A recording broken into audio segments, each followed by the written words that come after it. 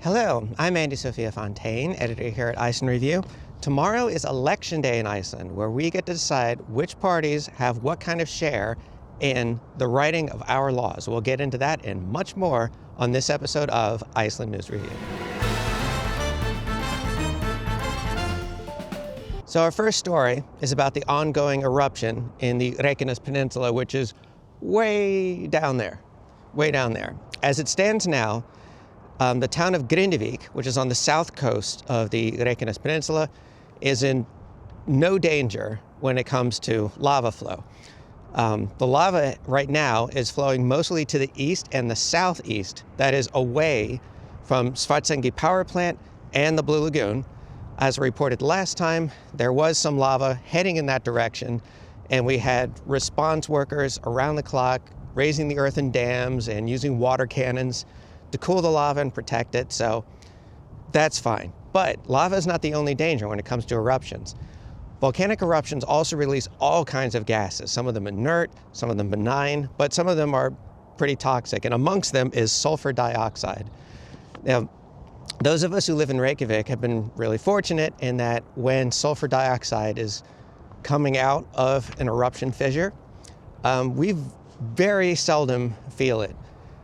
If the wind is blowing in the direction of the city, you might feel it a little bit, and feeling it is basically like a slight stinging in the back of your throat. You might get some congestion, but you just keep your windows closed and don't go outside.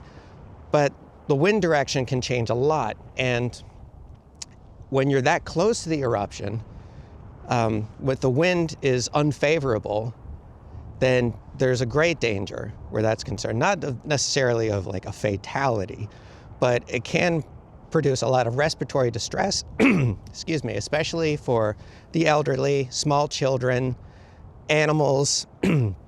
People with underlying respiratory conditions are generally advised to keep their windows closed and not go outside during these times. The weather forecast today, it's -8 right now. It's freezing, but it's very still. However, the wind is moving generally in the direction of Grindavik, and so the people who are there have been advised to take into account that there is sulfur dioxide in the air and it's moving in their directions, and to keep their windows closed and not go outside. But as for the state of the eruption itself, it's not necessarily calmed down. It's still going steady, but what was 3 craters has now reduced to 1, and lava flow is moving very slowly to the east and southeast, as I said, and it could be ongoing for some time now. It's really hard to predict an exact timeline when it comes to eruptions, whether it's when they're coming or when they're stopping, but we will keep you updated. When I was in elementary school, the big thing that teachers were concerned about was kids bringing Dungeons and Dragons books to school. They felt that this was a big distraction and would keep them removed from reality and away from their studies. Today, it's phones. Around the country, various primary schools have issued policies regarding phones in the classroom. And now, 75% of primary schools in the Reykjavik area are phone-free.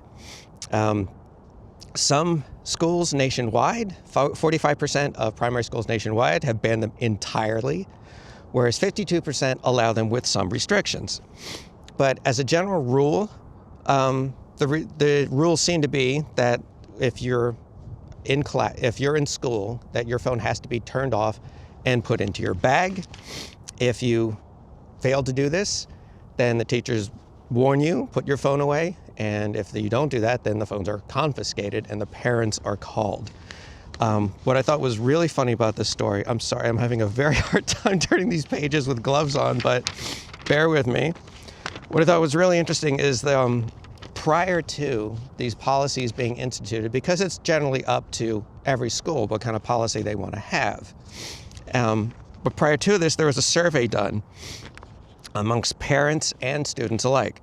And 90% of parents were fully in favor of a cell phone ban or mobile phone ban in primary schools, whereas only 30% of students supported it. Curious, huh? You would have never guessed. So generally speaking, that's what they go with. Like, they're not going to immediately pull your phone away from you if you're caught with it in class. It's just you can have your phone, of course, but to have it turned off and in your bag during school hours. As a parent myself, personally, I'm of the 10% that's against this. Like, there might be any number of reasons why I need to reach my child or my child needs to reach me. And if you ever called a school office and tried to get a human being on the phone, you know how frustrating that can be. But I'm apparently in the minority. So that's the policy that's ongoing in most primary schools here in Iceland. Okay, so our top story today, Election Day is tomorrow, and this is for parliamentary elections. If you're not familiar with the parliamentary system, it's very proportional. And in this particular case, we have 6 voting districts in Iceland. There are 7 parties that are in the running. That is, they're polling high enough to potentially win a seat in parliament. And what I like about Election Day in Iceland is that ballots are done still with pencil and paper if you're voting in person. If you're doing an absentee ballot, it's of course a different story, but they're still done with pencil and paper and then are counted by hand. There's never been any sort of conspiracy theories about hacked voting machines or whatever because of this, and it's really nice. So, what kind of government will we be looking at? Well, the polls right now are showing, once again, 2 parties who are at the top, the Social Democratic Alliance, Samfylking, and the Reform Party, Viðreisn. They're polling high enough right now to get 27 of Iceland's parliament's 63 seats, and needing, therefore, 32 seats to have a majority. So that gives them essentially their pick of the litter when it comes to if they end up forming a coalition agreement, and I'll get to that in a bit. That gives them their pick of the litter when it comes to what party they would form a government with. So in the running, where that's concerned, there's the Independence Party, who are in the outgoing government, the Center Party, which was in the opposition. Hang on, bear with my page turning here. The People's Party and the Progressive Party. However, 2 other parties who were out of the running in the polls are now looking like they'll probably win the bare minimum number of seats that they can win. The Pirate Party, which is also an opposition party, and the Socialist Party, who have not had a seat in parliament yet, although they do have a seat on Reykjavik City Council. Now, when it comes to coalition agreements, what typically happens is what kind of government we get is not something that we vote for. We vote for a particular party. You don't vote for individual candidates. Rather, the ballot opens up and you see the parties that are in the running and you just check a box for an entire party. That does not necessarily mean you have to approve of every candidate on that party's list for your voting district. You can actually cross people off. Although historically, this has not really made a difference. There haven't been enough cross-outs to actually change the results of the elections, but you still have the right to do it. So after the votes are tallied and a very complicated mathematical process that I don't fully understand determines which parties got which number of seats in parliament, then they get together and they start having talks about where they can compromise, where they're in agreement, where they absolutely will not budge, and see if they can work out some sort of agreement. And when enough parties are able to make an agreement to have a majority in parliament, that's a government. And this process can take anywhere from days to weeks to months. And once that's done, then those parties who've made that agreement go to the president and say, hey, we'd like to form a government. And pretty much as a formality, the president will say, okay, you're a government. It's never happened that the president has said, no, you absolutely cannot form a government. I do not approve. Although that would be pretty funny if that actually happened. So we'll just have to see. It's what's going to go down. But it looks like if I were betting money on this, and I don't recommend doing that, that we will have a 3-party government. Last time, the last polls from last week showed a possibility of a 2-party government, which we haven't had since 2016. But yeah, it looks like it's going to be a 3-party affair of the Social Democrats, the Reform Party, and who knows. And when you think of the types of food that we can grow here in Iceland, in this sort of climate with not much available arable land and the temperatures that we have, and with little sunlight, we get bananas. Might not be the first thing that pops to mind, but we do in fact grow bananas here in Iceland, and one amateur has taken it upon herself to grow her own. Margaret Juliusdottir was in the Canary Islands with her husband some 8 years ago, and she reported that on the way back home, there were various and sundry gifts, that you could buy from the Canary Islands to bring back to Iceland, and she saw this banana plant. And she thought, why not? And she brought it back here, and at first she was growing this plant in her home, but the plant was thriving and got entirely too big to be in the home. So then she moved it to a horse's stable. So a lot of Icelanders who live in an urban area might own a horse.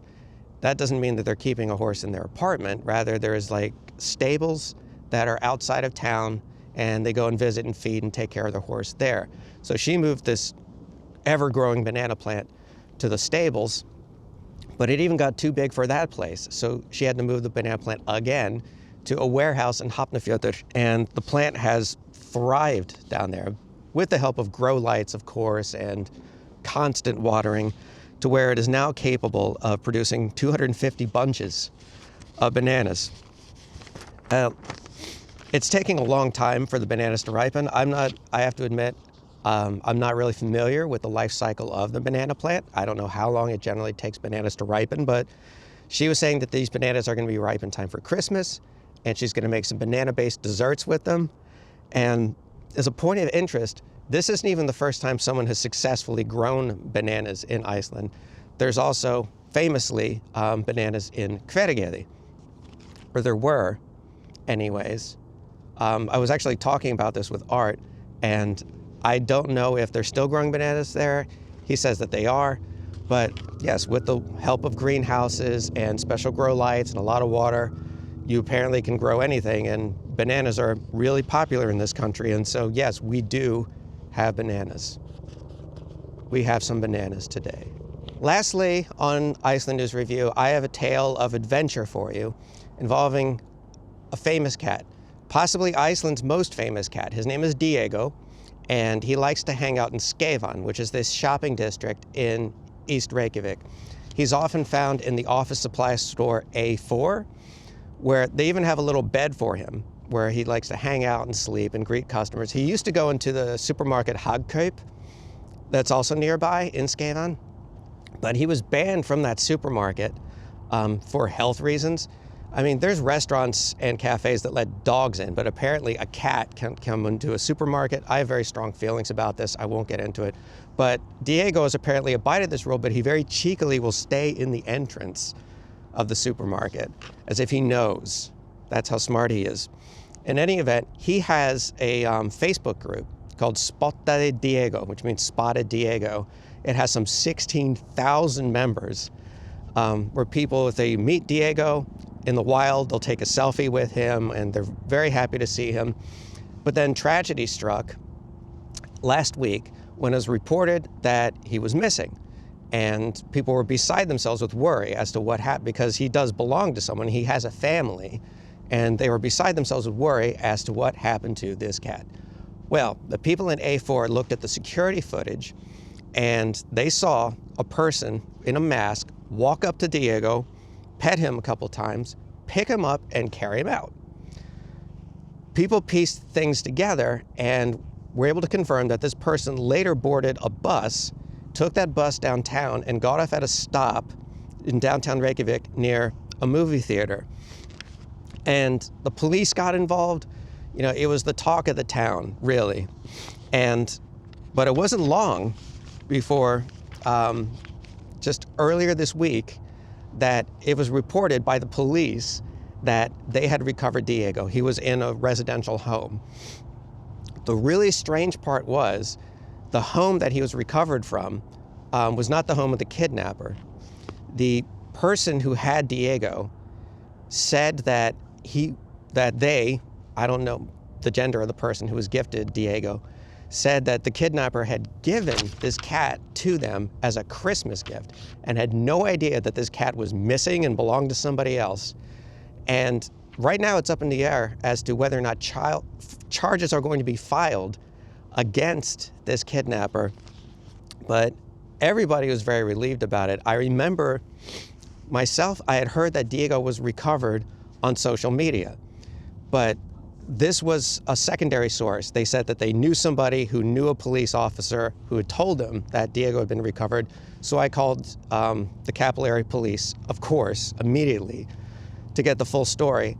And the person I talked with was like, well, the public relations person is at lunch right now, so I'll have them call you back. And then within minutes, we got the press release, and I was so happy to be able to report this breaking story. The whole city breathed a sigh of relief.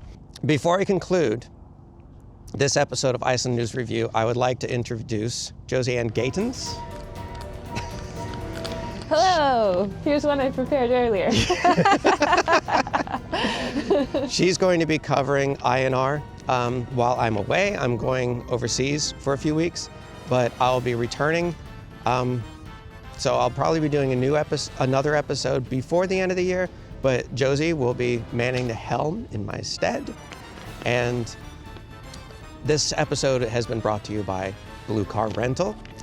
I'm really, really grateful for being able to do this with you all this year. See you in 2025. Be good to each other.